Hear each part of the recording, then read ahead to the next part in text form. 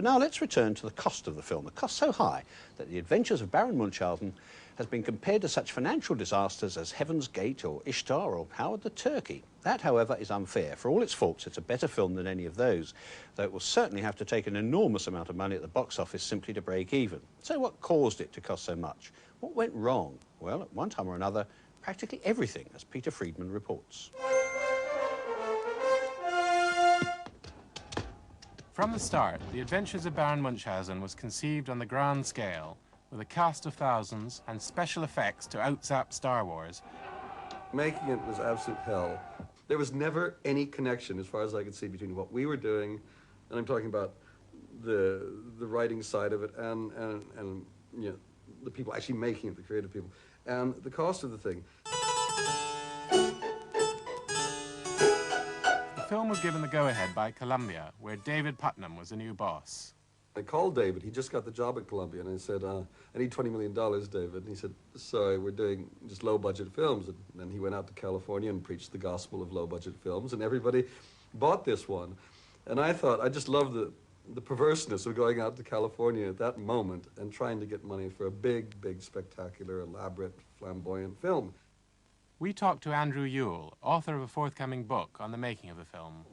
David Putnam gave it the go-ahead, but not as a Columbia picture, thereby avoiding Columbia having to foot the bill, so it could be regarded as a very smart move on his part. He believed in the movie, but only to the extent that Columbia would pick it up as a negative pickup. In other words, yes, we'll take the movie when it's finished, we'll pay for it at that point, and we'll pay precisely $20 million. The film was originally budgeted at $23.5 million, already $10 million more than Gilliam's last epic, Brazil.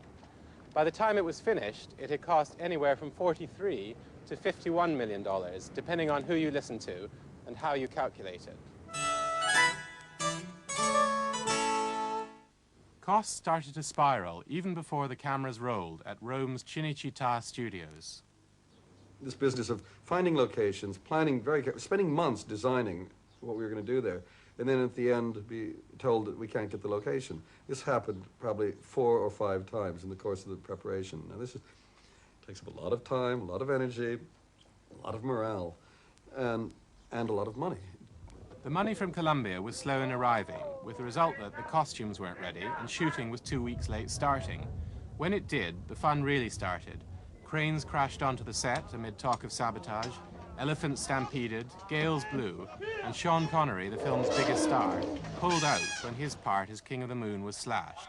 Then, just when it seemed things could get no worse, the film received an $80 million writ from the owner of the remake rights to a 1943 German film about the Baron.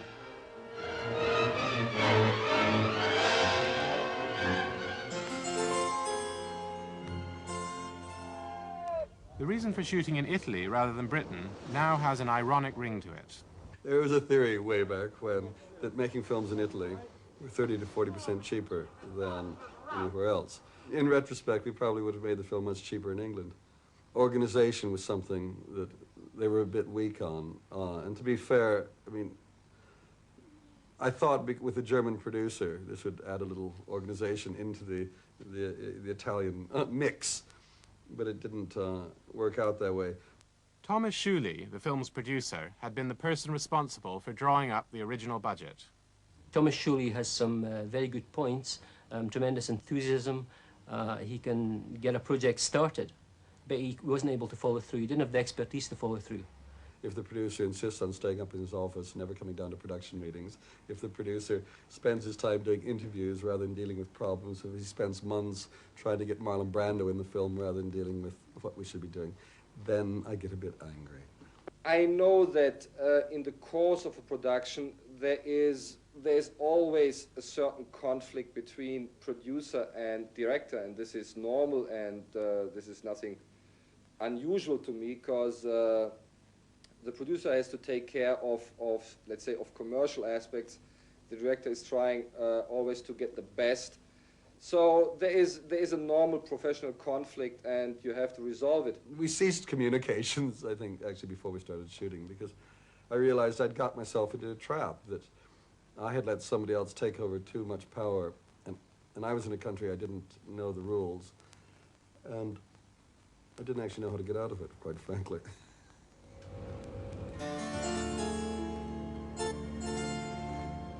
Columbia, the film's main backer, was protected under the terms of its deal from having to pay anything more than its initial contribution of $20 million. The firm responsible for footing most of the extra costs was Film Finances, Munchausen's guarantor. When things started getting out of hand, Film Finances stopped shooting halfway through, tried to sack Gilliam, and insisted on major cuts in the script. There were threats of seizing all my assets. My wife was pregnant at the time, and you know, you go a bit crazy when this starts happening. You could well ask yourself, why did they go for him? Why not the producer who made up the budget in the first place? And the answer is that the producer was threatening to burn the negative at that point if they went for him.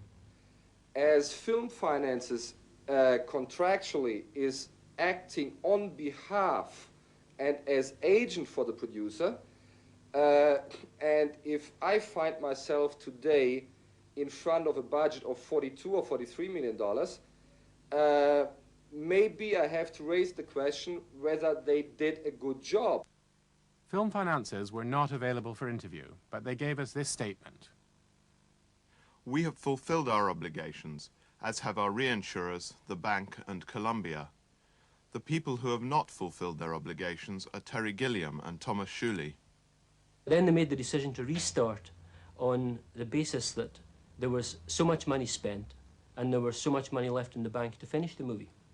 But then when they restarted, they found that there was $5 million worth of unpaid bills in the previous accountant's drawer, which hadn't been taken into account, and virtually all the money was spent already. It was just bizarre because Charles and I would constantly cut scenes out of the film. Under pressure, we'd give a pound of flesh each time somebody else would come in. We'd cut something out. The budget would go up. We'd cut something else up. The budget would go up again. And so I said, clearly, this is not working. What we must do is add scenes and the budget will go down. But nobody found that funny. There are certain rules to the proper conduct of living. We cannot fly to the moon. We cannot defy death. We must face the facts, not the folly of fantasists like you, who do not live in the real world, and who consequently come to a very sticky end. Well, you could say that Thomas Shuley was responsible for, putting it forward as a $23.5 million movie. Terry kept trying to get proper budgets out of him, but they were always coming, but never came. You could say that Film Finances were responsible for not examining the budget closely enough. When they took over, we were over budget $5 million. Yeah? So I feel responsible for these $5 million, but $5 million and $21 million, there is a big difference, and the responsibility for the other $16 or $17 million, this responsibility is exclusively up to Film Finances. Where do you think the responsibility for the overspend lies? Them. Everybody but me. Baron Munchausen has already entered film industry folklore as one of the all-time production fiascos. It set out to be a comic fantasy, turned into a disaster movie, and then finally into a whodunit. On the other hand, Terry Gilliam has called the finished product the greatest film of the 20th century. It will need to be if it ever hopes to make its money back.